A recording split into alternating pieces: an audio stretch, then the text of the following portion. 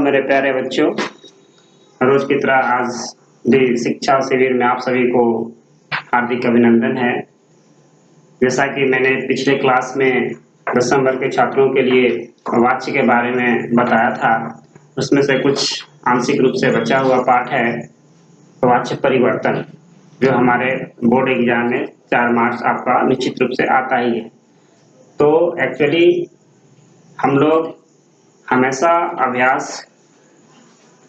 की निरंतरता में रहेंगे तो निश्चित रूप से हमें वाच्य परिवर्तन के जो नियम है वो आपका स्मरण शक्ति में आ जाएगी और आप आसानी से आप इसको कर लेंगे। घर में ध्यानपूर्वक सभी से वाक्यों से कर्तृवाच्य, भाववाच्य और कर्मवाच्य से रिलेटेड जितने भी वाक्य है उसको बैठकर परिवर्तन करेंगे इस नियम के आधार पर, तो निश्चित रूप से आप वाच्य परिवर्तन करने के योग्य हो जाएंगे। जैसा कि इससे पहले मैंने आपको एक सॉन्ग सुनाया। सॉन्ग सुनाने का मुख्य उद्देश्य था मेरा कि अभी 2020 में हम सभी तरह की आपदाओं से घिरे हुए हैं, तो एक वाच्य परिवर्तन, वाक्य परिवर्तन, शब्द, पद, इन सबों में हमारा एक निरंतरता बनी रहती है। तो इनके माध्यम से सुस्वर शब्दों और वाक्यों का जो उपयोग करके एक गाना के रूप में तैयार किया गया, इसमें हमारे अंदर सुरवीरता की, धैर्यता सहन करने की शक्ति और हमें उल्लास, उत्तेजना भरी रहती है।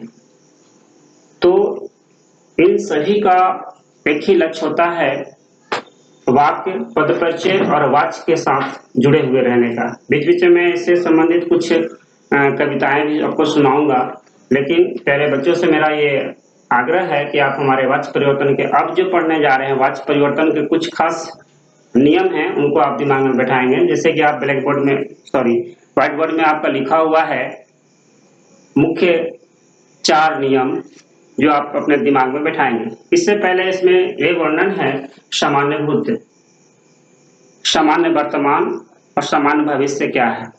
जब हम काल पढ़ाएंगे तो काल में हम आपको बताएंगे। ऐसे आप फिर ये समझें कि वाच्य परिवर्तन में क्रिया का मुख्य रोल होता है। जैसे सामान्य वर्तमान में पढ़ता है, पढ़ती है, स्त्रीलिंग और पुल्लिंग दोनों में है। सामान्य भूत में पढ़ा, पढ़ी, और सामान्य भविष्य में पढ़ूंगा, पढ़ूंगी। यह हमारा क्रिया का रूपांतरण है। और भी नेक्स्ट क्लास में क्रिया से रूपांतरण के और भी कालों में मैं आपको बताऊंगा, लेकिन आज ये देखिए मैंने बताया था कि वाच्य रूपांतरण क्या है। जब एक वाच्य से दूसरे वाच्य में बदल देना ही वाच्य रूपांतरण कहलाता है। तो आज हम पढ़ाएंगे आपको कर्तृवाच्य से कर्मवाच्य में बदलने के कुछ नियम। तो कर्तृवाच्य से कर्मवाच्य में बदलने के कुछ नियम है जो आपको मैंने इस बोर्ड पर प्रदर्शित किया है। तो इसका पहला नियम यह है, ध्यान मग्न होकर सुने और उसको आप एक एग्जाम्पल बताएंगे। इसके बाद आप अपने घर में किताब के माध्यम से 5 एग्जाम्पल लेकर बनाएंगे। कर्तृवाच्य से कर्मवाच्य बनाना ये कोई बड़ी समस्या नहीं है। इसका मुख्य बात को याद रखें, कर्तृवाच्य का पहचान हमें पता है कि जिसमें कर्ता की प्रधानता होती है।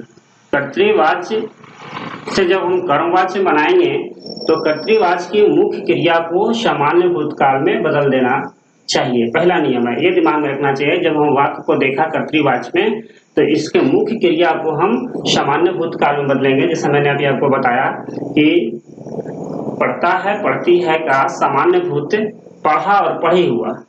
तो उसी तरह से अगर आपके वाक्य में सामान्य वर्तमान होता है तो सामान्य भूत में इसको बदलेंगे।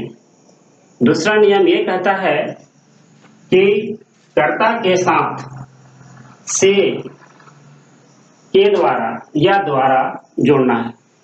जैसे ही हम कर्तृ से कर्म में लाएंगे तो कर्ता के साथ से, के द्वारा या द्वारा जोड़ेंगे उसमें। तीसरा नियम ये कहता है क्रिया के बदले रूप के साथ जाना क्रिया का रूप लगाना चाहिए। जाना जो सामान्य भूत के रूप में ही दिखाई देगा, तो क्रिया के बदले रूप के साथ जाना क्रिया का रूप लगाएंगे।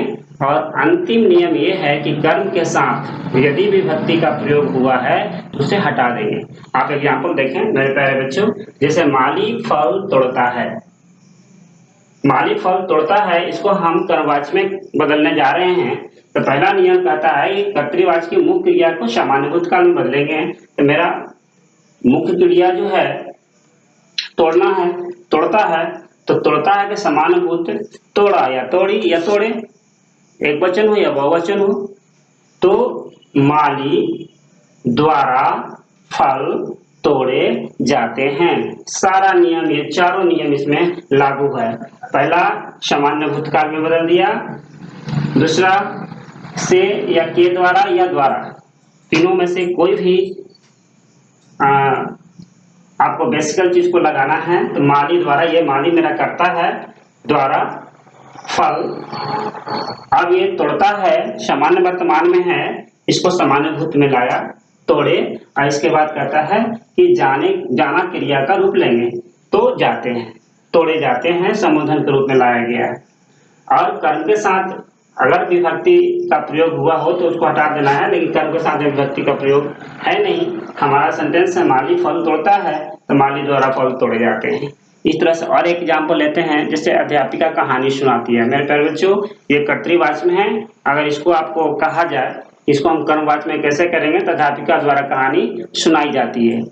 तो हर वाक्यों में कैसे वाच्य परिवर्तन करेंगे कर्तृवाची से कर्मवाची, ये मेरा मुख्य भूमिका है। अब नेक्स्ट बताएंगे कर्तृवाची से भाववाची में बदलने के लिए। इसके पहले मैं एक कुमार विश्वास जी का कुछ कविताएं आपके सामने रख रहा हूं, आप उसको ध्यान पूर्वक सुने और उसमें भी उनकी भावनाओं को समझ करके वाच्य परिवर्तन से क्या इनका सरोकार है। और एक्चुअली सुनाने का मेरा मुख्य उद्देश्य है कि अपने में उत्तेजना की जागृति जग करके कोई भी काम को करना।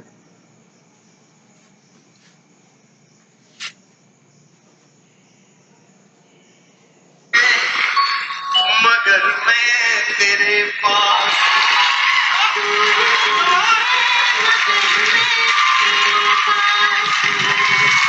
दिल है कर दूं तो दिल का मैं एहसास,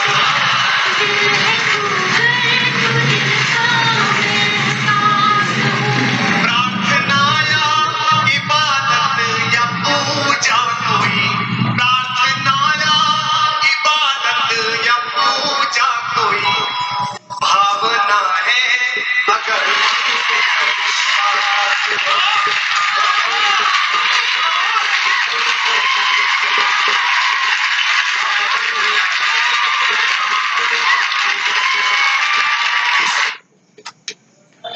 आपने कुमार जी विश्वास का आपने जो कविता सुना उसमें क्रिया रूपांतरण किस वे में किया गया है, इनकी भावना हमारा समाज को क्या प्रेरित करना चाहते हैं उसके बारे में मैंने देखा। अब आप देखेंगे जैसे आपने इससे पहले कर्तृवाची से कर्मवाची में बदलने का मुख्य 4 नियमों को देखा, आप इसमें कर्तृवाची से भाववाची बनाएंगे कैसे, इसका भी मुख्य 3 नियम है। मेरे प्यारे बच्चों, नियम को ही समझे। अगर आप लिखना चाहते हैं तो हम अपने वाणी के माध्यम से आपको सुना रहे हैं, उसके आधार पर आप लिख सकते हैं। कर्तृवाची से भाववाची बनाने के लिए सबसे पहला ध्यान देना चाहिए कि कर्ता के साथ से विभक्ति चिन्ह लगाना चाहिए, कर्ता के साथ से। और दूसरा नियम कहता है कि क्रिया को एक वचन अन्य पुरुष में रखना चाहिए, क्रिया को हमेशा एक वचन अन्य पुरुष में रखना होगा। और तीसरा नंबर कहता है कि क्रिया का भूतकालिक रूप बनाकर काल के अनुसार जा क्रिया का रूप लगाना है। मेरे प्यारे बच्चों, नेक्स्ट क्लास में आपको क्रिया का सारा रूप सारे कालों में बताएंगे। जब तक आप क्रिया के सारे रूप को सारे काल में नहीं समझेंगे तो वाच्य परिवर्तन में कुछ कठिनाइयां आ सकती हैं। ऐसे 3 ही नियम है कर्तृवाची से भाववाची में बदलने का, कि कर्ता के साथ से विभक्ति चिन्ह लगाएंगे, क्रिया को एक वचन अन्य पुरुष में रखेंगे और क्रिया का भूतकालिक रूप बनाकर काल के अनुसार जा क्रिया का रूप लगा देंगे। सपोज दैट एक एग्जाम्पल द्वारा समझते हैं, विभोर हंसता है।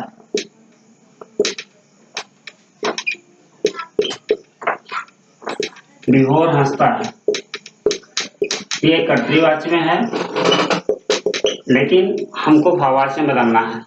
तो सबसे पहला नियम बोला गया है कि कर्ता के साथ हमेशा से लगाएं।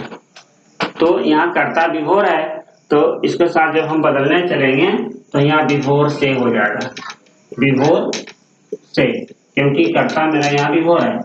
दूसरा नियम कहता है कि क्रिया को एक वचन अन्य पुरुष में ही रखें। तो यहाँ जो मेरा हंसना क्रिया है, इसको अन्य पुरुष एक वचन में रखेंगे और सामान्य भूत में ही बदलेंगे इसको। तो विभोर से हंसा जाता है, विभोर से हंसा जाता है, ये जाता है एक वचन क्रिया में आता है। उसी तरह से मान लीजिए मरीज उठ नहीं सकता, ये कर्तृवाची में है। अब इसको हमको भाववाची में बदलना है, तो कर्ता के साथ इसमें भी से लगाएंगे, मरीज से उठा नहीं जाता। यहाँ क्वेश्चन कर्तृवाची में एग्जाम्पल बताता है कि मरीज उठ नहीं सकता, मरीज से उठा नहीं जाता। इस तरह से बहुत सारे एग्जाम्पल भरा पड़ा हुआ है, जिसको आप प्रैक्टिस करके अपने स्मरण शक्ति में ला सकते हैं और नियम को अपने पूर्णता के साथ दिमाग में बैठाएं और प्रैक्टिस करें। वाच्य परिवर्तन 10 क्लास में कंप्लीट। अब मात्र एक रह गया रस। तो जब हम रस पढ़ाएंगे कुछ दिनों के बाद, तब तक मैं इससे कल 9 क्लास का मैथ चैप्टर के बारे में कुछ बताने जाऊंगा। जो बच्चों का ऐसा आग्रह है कि हमें 9 क्लास का मैथ चैप्टर से रिलेटेड कुछ प्रश्नों को सॉल्व कर दिया जाए। मेरे प्यारे बच्चों, वाच्य आपको पूर्ण रूप से आ गया होगा। इसके बाद फिर एक बार कुमार विश्वास जी का कोई कविता है जो इसकी भावना को समझे और वाच्य के प्रति या उनकी सुर लय को, छंद, रस, अलंकार किस तरह समाहित करके हमारे समाज में हमें प्रेरित करते हैं, इन शब्दों और वाक्यों के माध्यम से देखें। वक्त के क्रूर छत का भरोसा नहीं, आज चीलों के कल का भरोसा नहीं।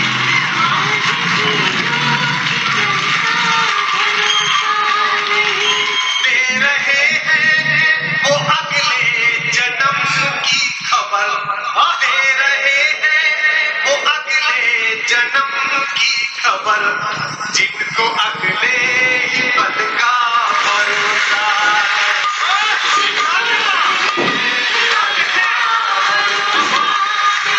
दूर। तो आपने देखा कि समय का बोध कराते हुए कैसे इसमें वाच्य परिवर्तन भी इनके क्रिया के रूप में किया गया है। तो मैं आशा रखता हूँ कि वाच्य परिवर्तन का जो सांक्षेपिक रूप है उसको इन गाना, इन कविता के माध्यम से, बताए हुए उदाहरण के माध्यम से आप परिपूर्णता के साथ समझ गए होंगे। आप घर में ऐसे ऐसे बहुत सारे उदाहरण पड़े हुए हैं, ले और अपने नियम के आधार पर इनको बदलने का प्रयास करें। इसी के साथ सब धन्यवाद।